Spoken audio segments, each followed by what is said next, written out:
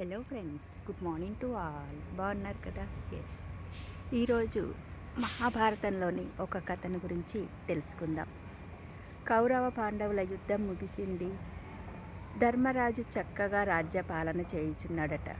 కొన్ని సంవత్సరాలు గడిచిపోయాక ధర్మరాజు కనిపించింది ఎలాగైనా పుణ్యాన్ని సంపాదించాలి అని. పుణ్యాన్ని సంపాదించాలంటే ఏం చేయాలి?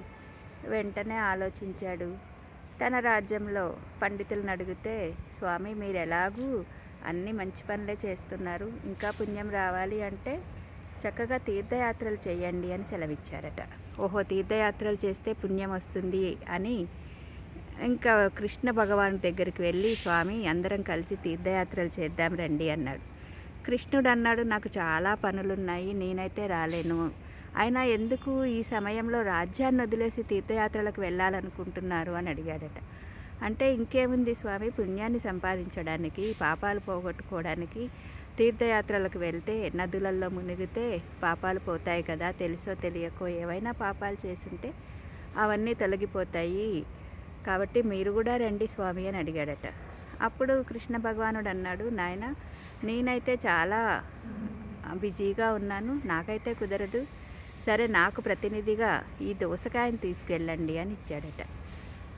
సరే, ప్రతి దగ్గర నువ్వు ఎక్కడైతే మునుగుతున్నావో ప్రతి దగ్గర ఆ దోసకాయని ఆ నదిలో ముంచి తీసుకొని రా అని చెప్పాడు. వెంటనే ధర్మరాజు సంతోషించి, సరేలే కృష్ణ భగవానుడు రాకపోయినా ఆయన ప్రతినిధిగా ఈ దోసకాయని ఇచ్చాడు కదా అని ఆ దోసకాయని తీసుకెళ్ళి ఆయన మునిగిన ప్రతి నదిలో దాన్ని ముంచాడు. ప్రతి పుణ్యక్షేత్రానికి దాన్ని తీసుకెళ్ళాడు.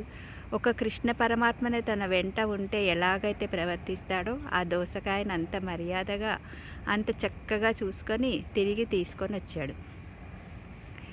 ఆ కృష్ణుణ్ణి సందర్శించి, కృష్ణ నువ్వు చెప్పినట్లుగా నేను ఈ దోసకాయని ప్రతి దగ్గరికి తీసుకెళ్ళాను, నేను మునిగిన ప్రతి నదిలో దీన్ని ముంచాను అని చెప్పాడట. సరే అన్నాడు కృష్ణుడు. సరే, మీరు యాత్ర చేసి చేసి అలసిపోయి వచ్చారు కదా, ఈరోజు మా ఇంట్లోనే మీకు అందరికీ భోజనము అన్న సమారాధన అని చెప్పి చక్కగా అన్ని వంటలతో పాటు ఈ దోసకాయను కూడా వాడి మంచి వంటకాన్ని తయారు చేయమన్నాడు. చేశారు అందరూ. అన్నీ బాగున్నాయి. ఈ దోసకాయ తిన్న ప్రతి ఒక్కరు, ఈ దోసకాయ కూర తిన్న ప్రతి ఒక్కరికి చేదు చేదు చేదు అని వామిటింగ్ సెన్సేషన్ వచ్చిందట. వెంటనే అందరూ కృష్ణుని పిలిచి, ఇదేంటి స్వామి, మేము ఇంత అలసిపోయి వచ్చిన తర్వాత మాకు ఇలాంటి చేదు దోసకాయతోటి కూర వండించారు అని అన్నాడట. అప్పుడు ఆ కృష్ణ భగవానుడు అన్నారట, మీరే కదా వెళ్ళేటప్పుడు అన్నారు ఎలాంటి పాపాలు చేసినప్పటికీ ఆ పాపాలన్నీ తొలగిపోవడానికి తీర్థయాత్రలకు వెళ్తున్నామని.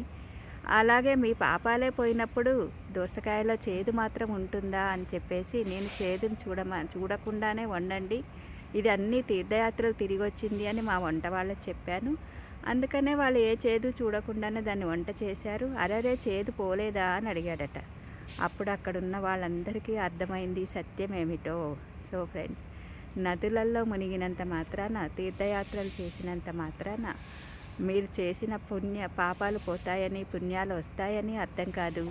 అక్కడ ఆ యొక్క పట్టణం యొక్క విశేషాలు తెలుస్తాయి అంతే, అంతకు మించి ఇంకేమీ లేదు. మన హృదయంలో పరివర్తన రావాలి తప్ప నదులలో మునిగినంత మాత్రాన, లేదా సముద్ర స్నానాలు చేసినంత మాత్రాన, పుష్కరంలో స్నానాలు చేసినంత మాత్రాన పుణ్యాలు వస్తాయనే అర్థం కాదు అని కృష్ణ భగవానుడు చక్కగా బోధించాడు ధర్మానందనుడికి. అర్థమైంది కదా ఫ్రెండ్స్? Thank you.